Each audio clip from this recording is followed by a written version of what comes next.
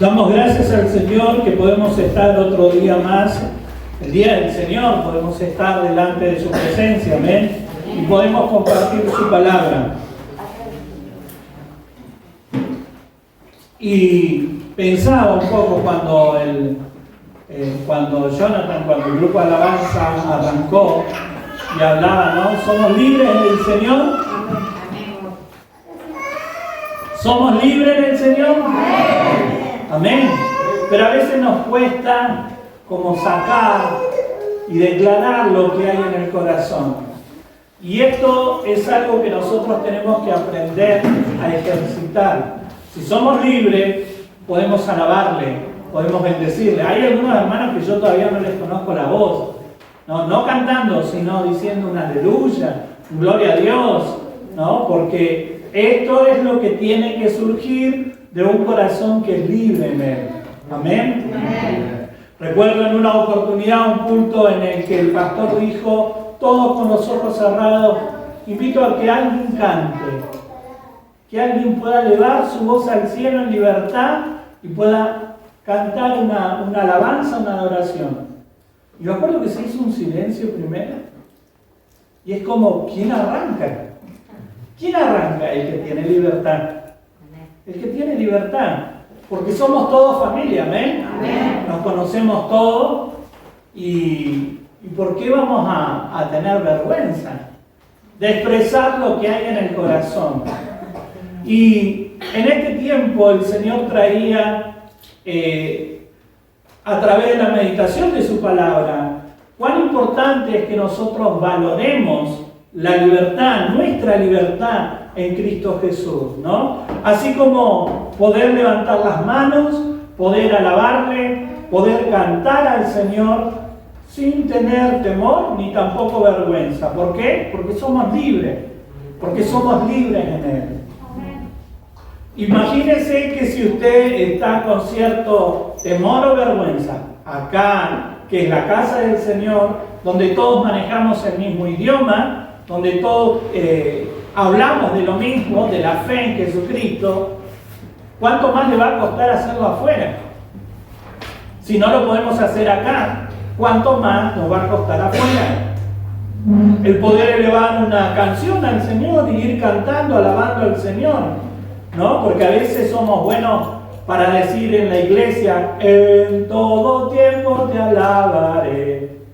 Pero y después fuera de la iglesia, y alabamos con libertad, o estando en un ámbito donde no es un ámbito religioso.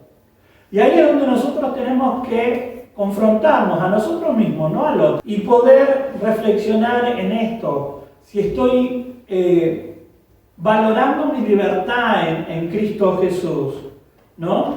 Del poder valorar. Esto es lo que el Señor me hablaba, valorar nuestra libertad. Que no tengamos que ser como aquellos que no conocen al Señor, que valoran cuando ya no lo tienen, ¿no? ¿Cuántas veces a usted le ha tocado, no sé, seguramente alguna vez le tocó ir a algún velorio, donde justamente comienzan a darse cuenta de lo grandioso y tremendo que era la persona cuando ya no está? Pero quizás cuando estaba vivo, ni siquiera le decían un hola, un mensaje o una visita, ¿no? Y a veces nos comportamos de la misma manera. Por eso yo tengo que reflexionar en esto y poder tomar decisiones de cambio, porque hacen a nuestra relación personal con el Señor, hacen a ese estilo de vida diferente al cual fuimos llamados usted y yo. ¿Amén? Valorar nuestra libertad en Cristo. Le invito a que abra su Biblia en el libro de Hebreos capítulo 13, del 9 al 15. No os dejéis llevar de doctrinas diversas y extrañas, porque buena cosa es afirmar el corazón con la gracia, no con viandas que nunca aprovecharon a los que se han ocupado de ellas. Tenemos un altar del cual no tienen derecho de comer los que sirven al tabernáculo, porque los cuerpos de aquellos animales cuya sangre a causa del pecado es introducida en el santuario por el sumo sacerdote, son quemados fuera del campamento. Por lo cual también Jesús, para santificar al pueblo mediante su propia sangre, padeció fuera de la puerta. Salgamos pues a él fuera del campamento, llevando su vituperio, porque no tenemos aquí ciudad permanente, sino que buscamos la porvenir. Así que ofrezcamos siempre a Dios, por medio de él, sacrificio de alabanza, es decir, fruto de labios que confiesen su nombre. Si bien este texto, o sea, la versión Reina Valera, tiene algunas palabras medias complicadas, se puede llegar a entender, pero hay algunas palabritas que quizás ya no usamos, y por eso siempre recalco el tema de poder leer otra versión con un lenguaje un poco más actual para poder entender el texto. Y me gustó esta versión, la Nueva Traducción Viviente, porque lo explica muy claramente. ¿Lo pueden leer? Así que no se dejen cautivar por ideas nuevas y extrañas. Su fortaleza espiritual proviene de la gracia de Dios y no depende de reglas sobre los alimentos que de nada sirven a quienes la siguen. Tenemos un altar del cual los sacerdotes del tabernáculo no tienen derecho a comer.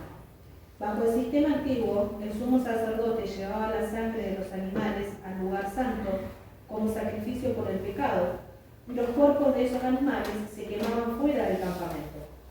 De igual manera, Jesús sufrió y murió fuera de las puertas de la ciudad para hacer santo a su pueblo mediante su propia sangre. Entonces salgamos al encuentro de Jesús fuera del campamento y llevemos la deshonra que él llevó. Y el siguiente. Pues este mundo no es nuestro hogar permanente, esperamos el hogar futuro. Y el 15, perdón. Por lo tanto, por medio de Jesús, ofrezcamos un sacrificio continuo de alabanza a Dios, mediante el cual proclamamos nuestra lealtad a su nombre. Amén. Fíjense que buscando una versión con un lenguaje diferente, podemos sacar mayor provecho a este texto. Si nosotros lo analizamos desde esta Reina Valera y le encontramos varias dificultades, podríamos decir, pero yendo solamente a una versión diferente, podemos entender un poco más. Y cuando el Señor traía este texto a mi corazón, hablando de justamente poder valorar la libertad que nosotros tenemos, el libro de Hebreos particularmente fue escrito justamente a hebreos, a judíos, que habían en el primer tiempo de la iglesia en formación, había abrazado la fe en Jesucristo, pero luego por persecución y presión social, muchos de los que habían entregado su vida a Jesucristo, como usted o como yo, comenzaron a volverse atrás. Por eso este pasaje también está inserto dentro de lo que viene tratando una de las últimas advertencias del libro de Hebreos con respecto a la apostasía, que es el abandonar la fe. Lo que quizás muchos en este tiempo están viviendo o están dando, digamos, decisiones finales, donde dicen, bueno, hasta acá llegué con la iglesia, hasta acá llegué con ser cristiano, y comienzan a vivir su vida como cualquiera que no conoce a Jesucristo. El libro de Hebreos habla o advierte a la iglesia de los peligros de volverse atrás, y es sumamente claro. Este pasaje, el capítulo específicamente, el capítulo 13, habla de algunos consejos prácticos que le da a la iglesia, que le dan a los creyentes, de qué es lo que deben de hacer. Pero no podemos sacarlo de ese contexto que viene hablando, ¿no?, de ciertas advertencias. Ahora, fíjense que acá está hablando, este texto arranca diciendo, no os dejéis llevar de doctrinas diversas y extrañas. No se dejen llevar por doctrinas extrañas. Ahora, ¿cómo nosotros valoramos nuestra libertad en Cristo? Primero que nada, cuidándome de las enseñanzas extrañas. La mejor manera de valorar mi libertad en Jesucristo es tener mucho cuidado con respecto a las enseñanzas extrañas. Vuelvo a repetir, el pasaje arranca diciendo, no os dejéis llevar de doctrinas diversas y extrañas. La Nueva Traducción Viviente, ¿cómo la dice? Así que no se dejen cautivar por ideas nuevas y extrañas. Y algunos eran cautivados con nuevas enseñanzas que venían surgiendo. Como en este tiempo nosotros tenemos que tener mucho cuidado con las diversas enseñanzas que van surgiendo, que a veces hasta parece que son bíblicas porque usan un texto bíblico, pero no tienen fundamento bíblico. Una cosa es sacar un texto y hacer un pretexto de lo que yo quiero enseñar. Y muchos hacen esto. Agarran un texto de la Biblia y comienzan a hablar y a fundamentar una doctrina solo en un texto bíblico. Y eso no es correcto. Por eso nosotros tenemos que aprender a valorar nuestra libertad. Justamente, cuidándome de las enseñanzas extrañas. Este pasaje es parte de los consejos finales que el escritor da a los hebreos y tenemos que recordar que muchos de ellos estaban siendo perseguidos. Entonces estaban ahí como siendo amenazados para volverse atrás. Nosotros hoy tenemos libertad, hermanos. ¿Amén? Amén. Tenemos libertad también, podemos decir, a nivel gobierno. Todavía no hay restricciones para la iglesia. No es que nos dicen, no, prediquen de esto, prediquen de aquello, de esto no pueden o dejen de congregarse.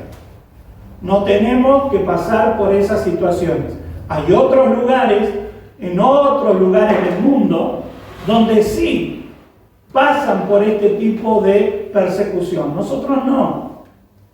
Entonces aprovechemos la libertad que nosotros tenemos en el Señor. Aprovechemos el hecho de que hoy podemos tener una Biblia papel, Biblia de diferentes tamaños, de diferentes colores, donde tiene las palabras de Jesús marcadas, donde trae promesas marcadas, donde podemos ir a internet y encontrar algún texto específico. Tenemos la Biblia en el celular, aprovechemos la libertad. Porque si mañana nos dicen no más Biblia, ¿cuánta Biblia usted tiene en el corazón como para poder seguir siendo creyente? No esperemos a perder para valorar o comenzar a tomar algunas medidas. ¿Amén? Amén. Es por eso que la recomendación final tomada con tanta relevancia, ya que algunos se habían vuelto a las viejas prácticas, y cuando hablamos de esto en hebreo, estamos hablando de que habían vuelto a los sacrificios, a festejar las fiestas que tenían los judíos. Entonces, muchos de ellos se habían vuelto digamos, al judaísmo nuevamente. Habían abandonado la fe de Jesucristo y se habían vuelto a otras prácticas. Fíjense que dice, no os dejéis llevar de doctrinas diversas y extrañas, porque buena cosa es afirmar el corazón con la gracia, no con viandas que nunca aprovecharon a los que se han ocupado de ellas. ¿Qué quería decir este texto? Llama la atención con respecto a las costumbres judías en relación a las fiestas, a lo que comían y a lo que no comían. Porque los judíos tenían muchas tradiciones. Si bien ellos tenían en cuenta el Antiguo Testamento, la ley y los profetas, a eso se le habían sumado muchísimas tradiciones de justamente fariseos. Entonces había alguien que era de renombre y le agregaba una costumbre más, podríamos decir, a la palabra. Y la gente lo tomaba como que era palabra de Dios. Por eso ellos miraban mucho qué comían, qué no comían, cómo lo hacían, el lavarse las manos, cuántas veces se lavaban las manos, cómo tomaban un alimento, un montón de tradiciones. Y muchos se habían vuelto a esas viejas prácticas. Fíjese lo que dice Mateo capítulo 15. Mateo 15, del 7 al 11. Recuerda que en algunas oportunidades le he dicho las palabras más fuertes de Jesús dirigidas a un grupo específico tenían que ver con los fariseos, saduceos, celotes, escribas, que eran, digamos, los religiosos de ese tiempo. Jesucristo siempre tuvo palabras fuertes para con ellos. Y fíjese lo que dice este texto. Hipócritas, bien dijo de ustedes el profeta Isaías, este pueblo de labios me honra, pero lejos está de amarme de corazón. La adoración que ustedes me brindan no les sirve de nada, porque enseñan tradiciones humanas, como si fueran mandamientos de hombres. Entonces Jesús llamó a la gente y le dijo, escuchen y traten de entender. Lo que daña el alma no es lo que entra por la boca, sino los pensamientos malos y las palabras con que estos se expresan. Fíjense que en relación a este tema, Jesucristo fue sumamente claro. No contamina nada de lo que ustedes puedan llegar a consumir. Hasta el día de hoy, en la iglesia está, ¿no?, la disputa. ¿Se puede, pastor, se puede comer en el asadito una morcilla? ¿Podremos comer porque a mí me gusta y esto y aquello? La palabra dice, lo que contamina es lo que sale, pero no lo que entra. No hay alimento, ningún tipo de alimento. Ahora, cada uno decide qué es lo que quiere hacer. Porque si usted no lo quiere hacer, no hay problema. Pero la palabra es clara. Entonces yo no puedo. Si la hermana quiere comer una morcilla, yo no la puedo andar juzgando. Si yo siento en mi corazón una convicción de no hacerlo, no lo hago, punto. Pero la palabra es clara. ¿Amén? La palabra es clara. Colosenses capítulo 2, 16 al 19 dice, por lo tanto, no permitan que nadie los condene por lo que comen o beben, o porque no celebran ciertos días santos, ni ceremonias por luna nueva, ni los días de descanso, pues esas reglas son solo sombras de la realidad que vendrá. Y Cristo mismo es esa realidad. No dejen que los condene ninguno de aquellos que insisten en una religiosa abnegación o en culto de ángeles, el afirmar que han tenido visiones sobre estas cosas. Su mente pecaminosa los ha llenado de arrogancia y no están unidos a Cristo, que es la cabeza del cuerpo. ¿Por qué nos advierte Pablo con relación a este tema? Porque en la iglesia primitiva muchos judaizantes se metieron y comenzaban a meter algunas doctrinas que tenían que ver con que está bueno de creer en Jesús, pero igual hay que celebrar esta fiesta. Está bueno esto de abrazar la fe en Jesucristo, pero igual no hay que comer estos alimentos. Hasta el día de hoy, hermano, dígame, algunos siguen manteniendo tradiciones cuando llega la Pascua y no comen algunos alimentos, ¿no? Es el tiempo donde las pescaderías tienen su buen ingreso, porque muchos ni siquiera comen la comida que comen todos los días, porque viene una fiesta especial. Por eso nosotros tenemos que cuidarnos de ciertas enseñanzas extrañas. Fíjese que acá también hay algo muy específico relacionado con el culto a los ángeles. Esto es algo que hoy se da muchísimo. El tema de convocar ángeles, que vos sepas cuál es tu ángel. Muchas veces en estos libritos que se venden cosméticos hay una parte donde hay para llamar al ángel Gabriel, comprate esta vela, ¿no? Y mucha gente lo compra. Colgate el cuadrito de la mano de Fátima y no sé cuántas cosas más. Entonces tenemos que tener cuidado, ¿no? De qué es lo que nosotros dejamos entrar. Tenemos que tener cierto cuidado. Se ríen, no sé por qué. ¿Tendría alguna mano de Fátima? Me acuerdo que en una ocasión alguien se compró una campera y dice, mira qué lindo los botones, y él empezó a mirar.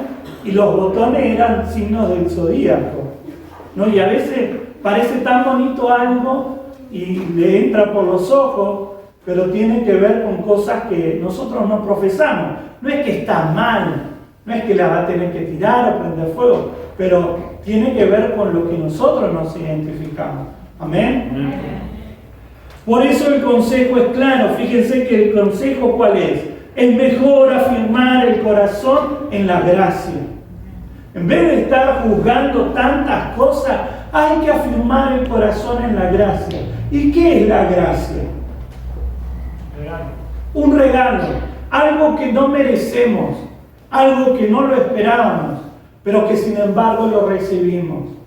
Porque muchas veces pasa que nosotros quizás éramos un desastre antes de conocer a Cristo, pero llegamos a Cristo, experimentamos un cambio y en cuanto estamos bien comenzamos, pero mirá, la ambalista no usa pollera.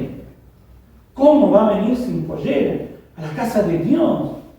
Y comenzamos nosotros, que antes éramos un desastre, pero que experimentamos la gracia, comenzamos a juzgar. Porque es muy fácil entrar en este tema de lo religioso. Caemos en cuestiones que no tienen nada que ver con el corazón. Porque ¿qué es lo que mira Dios? El corazón. ¿Amén? Amén. Nosotros tenemos que ser equilibrados en todo. Dice Pablo, sed sobrio en todo. Ser equilibrado. ¿Amén? Amén. El regalo inmerecido del perdón de Dios a través del sacrificio de Jesús es la gracia. Es ese afirmarnos en la gracia. Y cuanto más nosotros conocemos la gracia, y cuanto más nosotros valoramos la gracia en Cristo Jesús, nos vamos a alejar de lo religioso, de esta actitud religiosa condenatoria.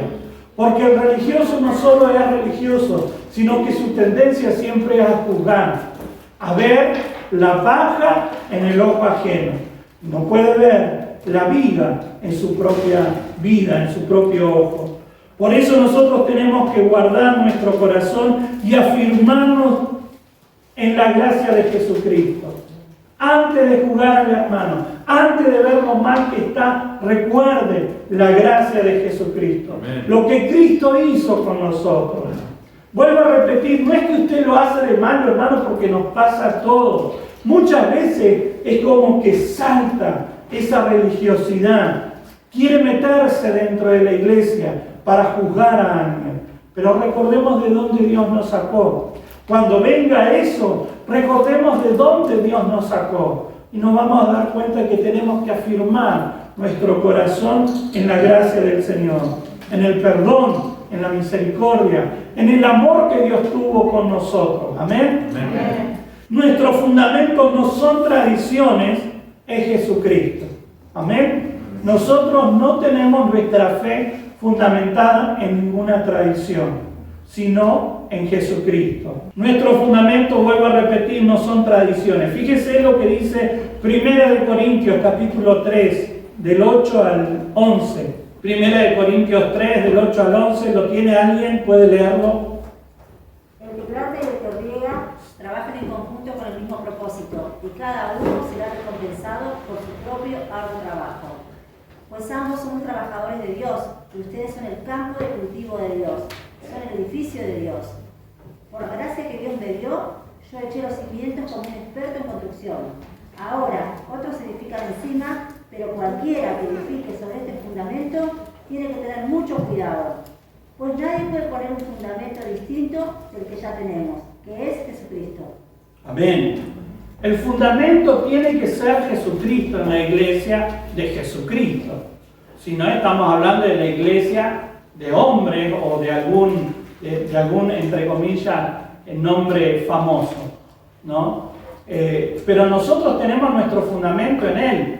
Nosotros podemos justamente edificar a la iglesia, pero el fundamento siempre tiene que ser Jesucristo. Por eso, hermano, usted tiene que conocer la palabra.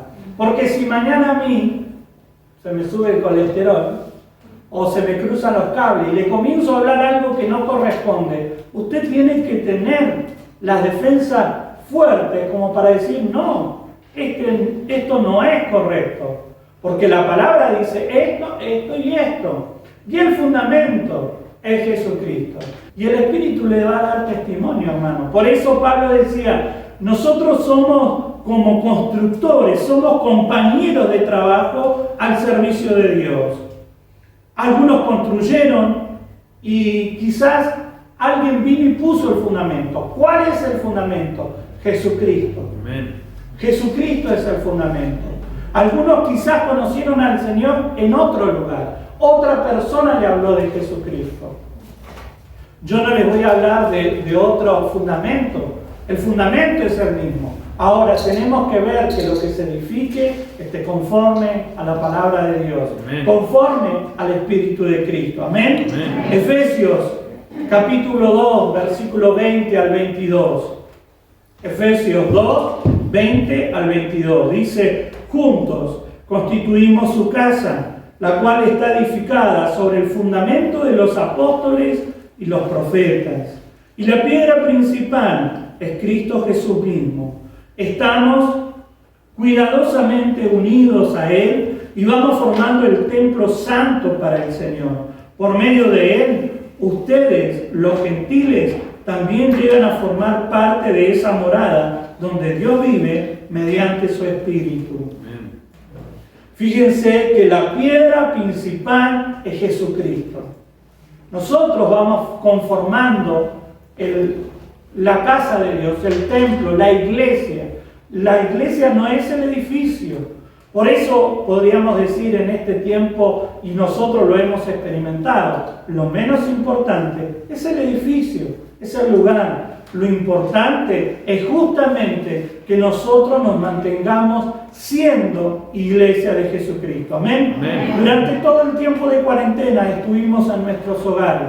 Pero qué importante que durante ese tiempo usted pudiera mantener o haya mantenido el Espíritu de Cristo.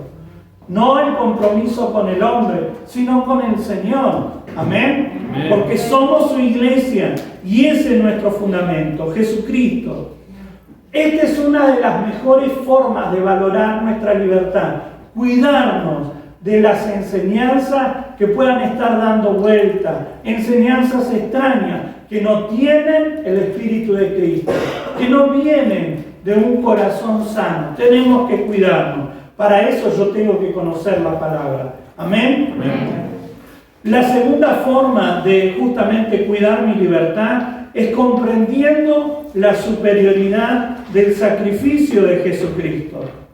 Comprender la superioridad del sacrificio de Jesucristo. Todo el libro de Hebreo, si usted lo lee, se va a dar cuenta que le habla a un grupo de personas que conocía la ley, pero le habla que el sacrificio de Jesús es mayor. Le habla del sacerdocio, pero le habla que el sacerdocio de Jesucristo es mayor o superior. Por eso nosotros tenemos que aprender a valorar el sacrificio de Jesucristo. Entender que no hay algo mejor ni mayor que vaya a acontecer para que nosotros podamos experimentar, tener comunión con Dios. Solo a través del sacrificio de Jesucristo. Amén. Amén. Usted quiere tener comunión con Dios, tiene que volverse a Jesucristo. Usted quiere mejorar su relación personal con el Señor, tiene que buscar de la presencia de Dios. No tiene que tratar de estar bien conmigo, con el líder, con la iglesia.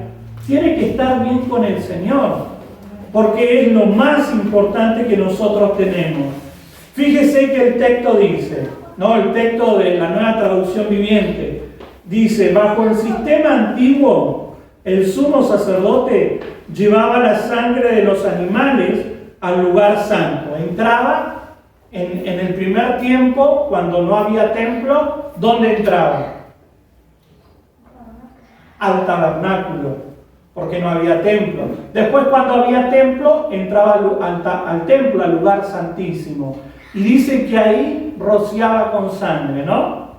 Ahora, ¿qué ocurría? Dice, y los cuerpos de esos animales se quemaban fuera del campamento. Si usted quiere saber más un poco acerca de los sacrificios, puede leer Levítico capítulo 4. Específicamente de esto habla del 11 y el 12, 4, 11 y 12, habla específicamente de qué es lo que ocurría con este tipo de sacrificio. En la ley antigua había una serie de sacrificios que tenían que cumplirse tal cual como Dios lo establecía. El sacrificio por el pecado era este tipo de sacrificio, donde la sangre se rociaba adentro, pero el cuerpo se quemaba afuera. Amén.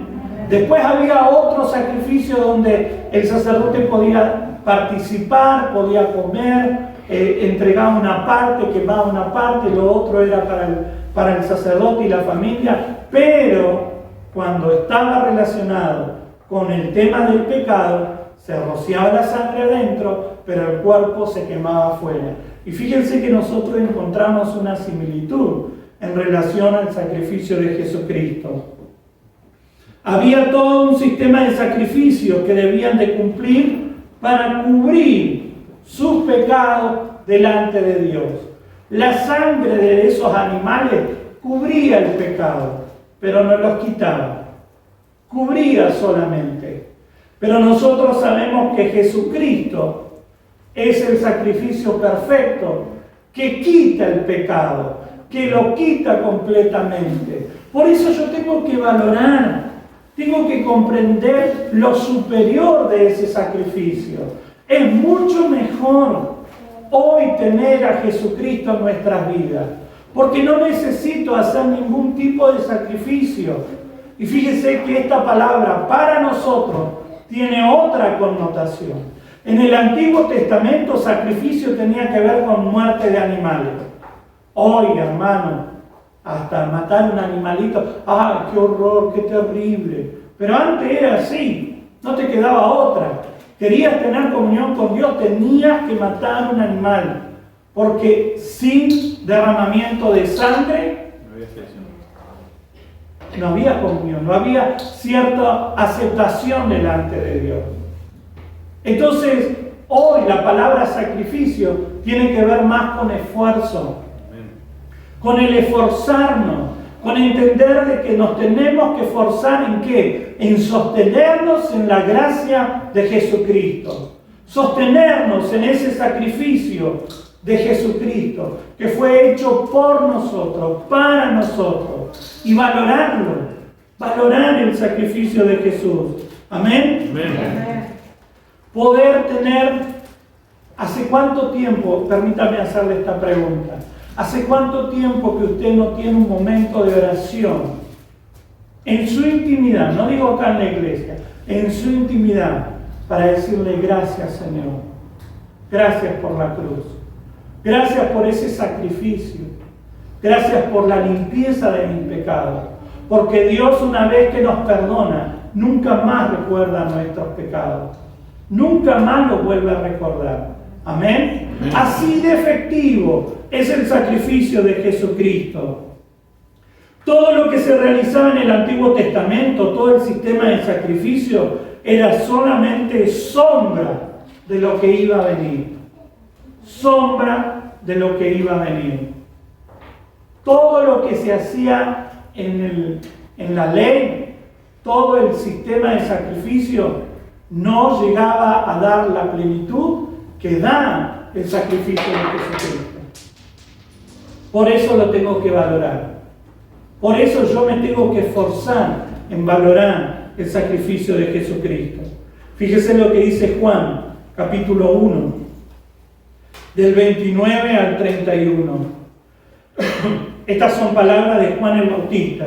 Dice, al día siguiente Juan vio a Jesús que se acercaba a él y dijo, miren, ese es el Cordero de Dios que quita el pecado del mundo. A él me refería yo cuando dije, después de mí viene uno que es más importante que yo, porque existía antes que yo. Yo mismo no sabía quién era, pero he venido bautizando con agua precisamente para que el pueblo de Israel lo conozca. Fíjese cómo, inspirado por el Espíritu Santo, Juan el Bautista pudo decir, Él es el Cordero de Dios.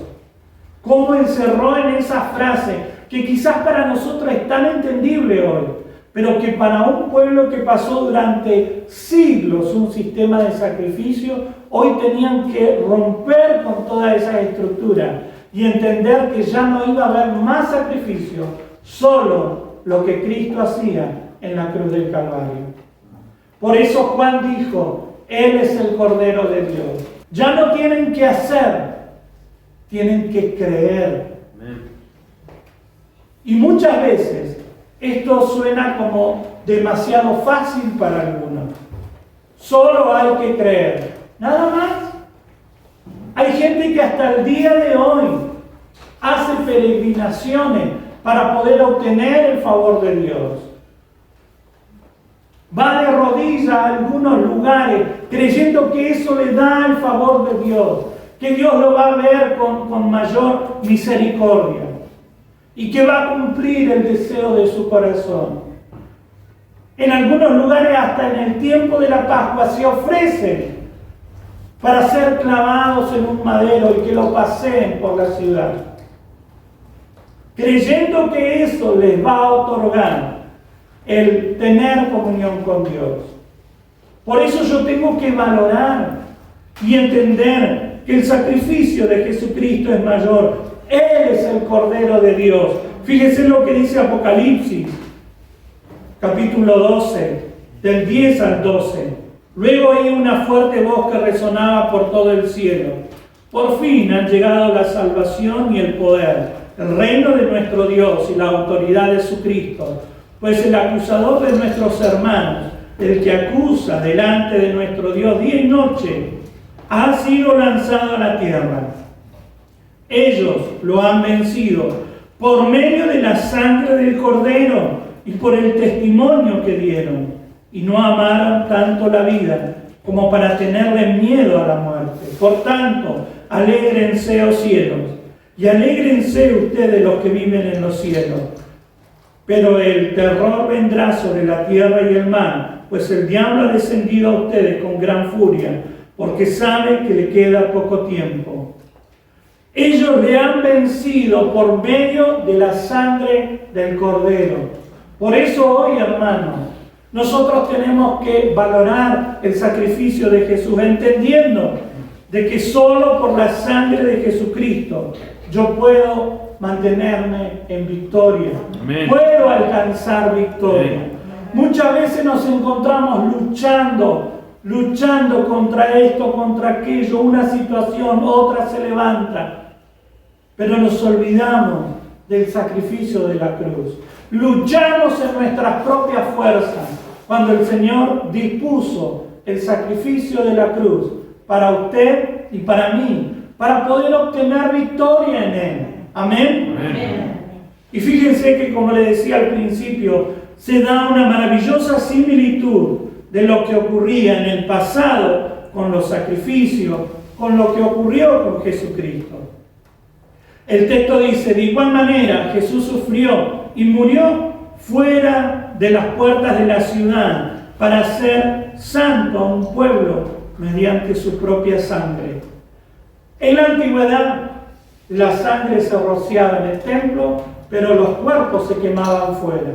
Jesucristo fue justamente crucificado fuera de la ciudad. Y Él, a través de ese sacrificio, obtuvo la victoria para usted y para mí. Amén.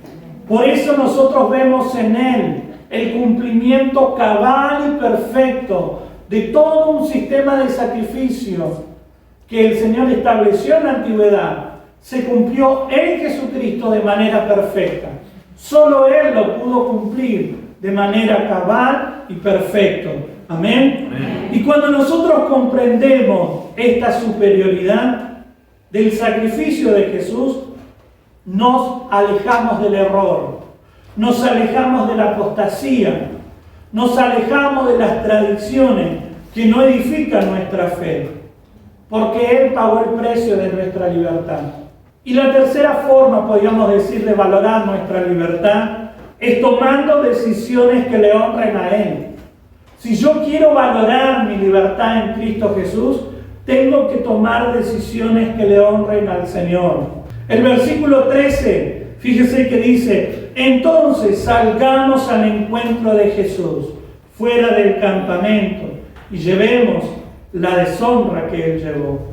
¿Sabe que cuando leí este texto, cautivó mi corazón esto de salir fuera del campamento. Y ahí fue donde arrancó todo justamente investigar y leer y profundizar. Salir fuera del campamento. Porque fuera del campamento se quemaba el sacrificio. Y fuera del campamento estaba Jesucristo.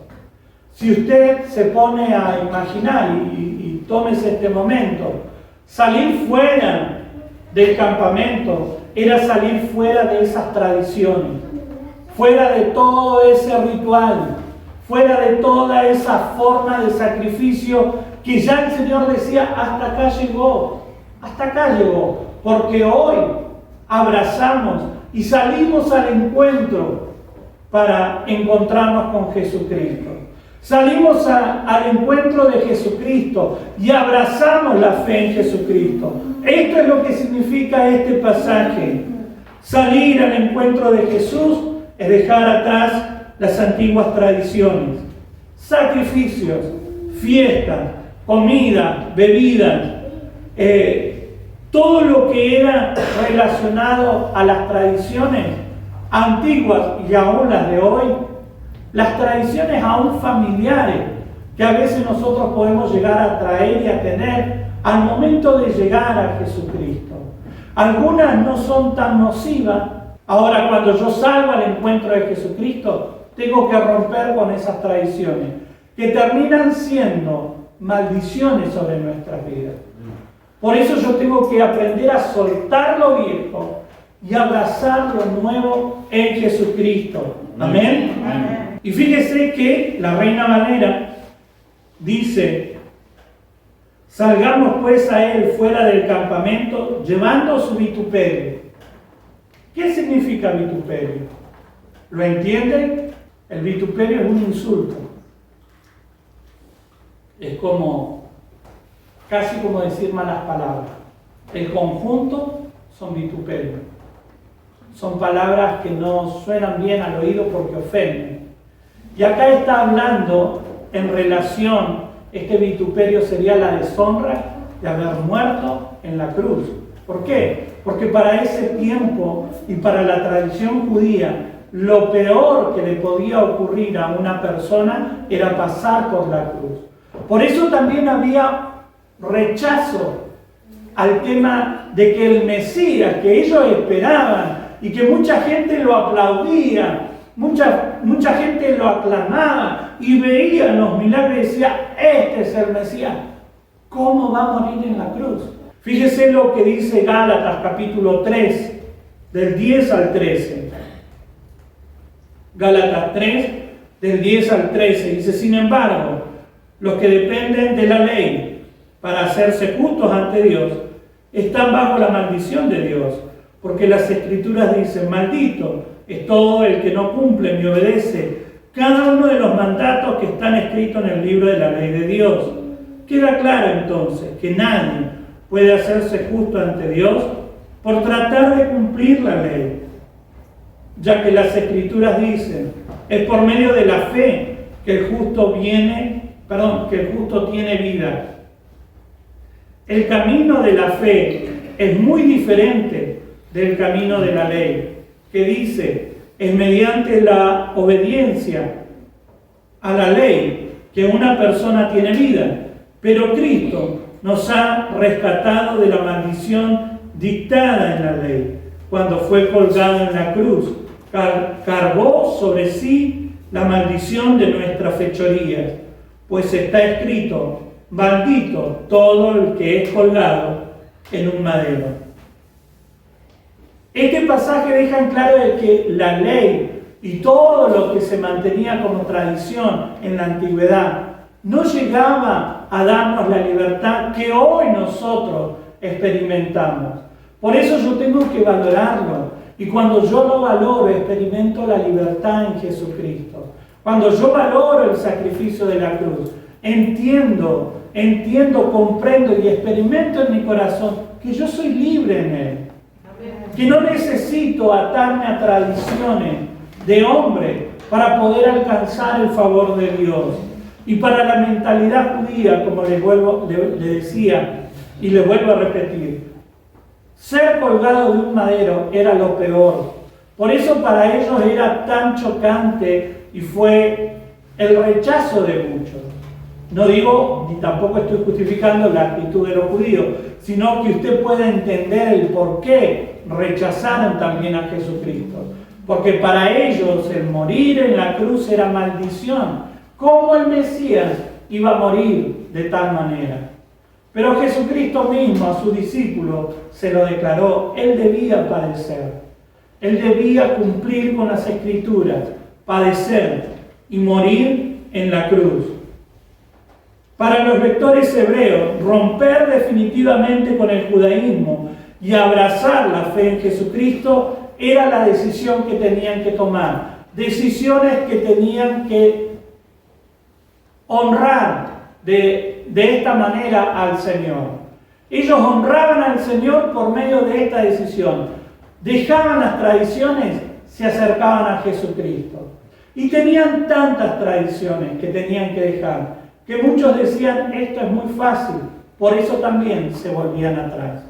No solo por la presión social, no solo por la persecución, sino porque estaban acostumbrados a realizar algo o a hacer algo para obtener el favor de Dios. Ahora solo tenían que creer. ¿Qué es lo que nosotros hoy tenemos que hacer? ¿Nosotros qué es lo que hacemos? Creemos.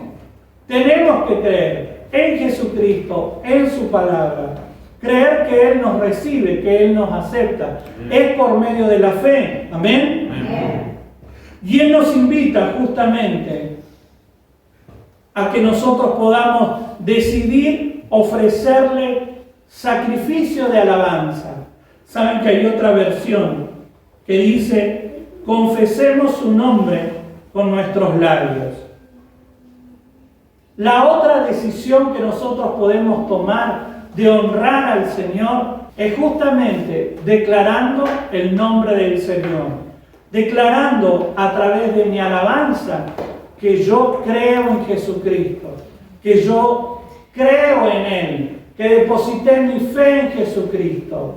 Yo no sé si usted en este tiempo lo está haciendo, si usted está alabando al Señor fuera de este ámbito, pero es una de las formas de valorar nuestra libertad en el Señor. Tener alabanza y adoración en nuestra boca y declarar el nombre del Señor.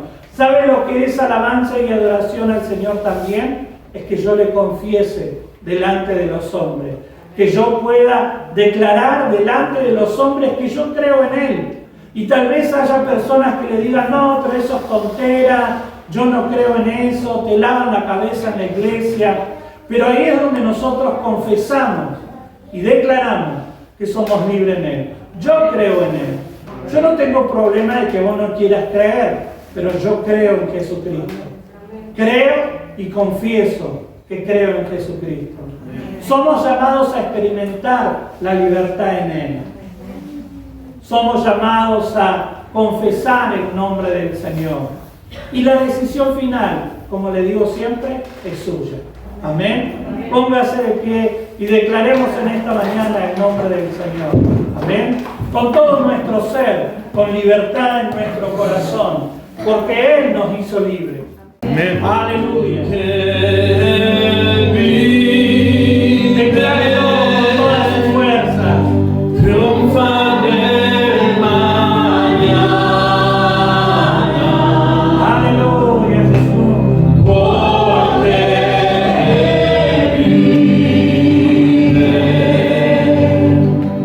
ya no hay temor,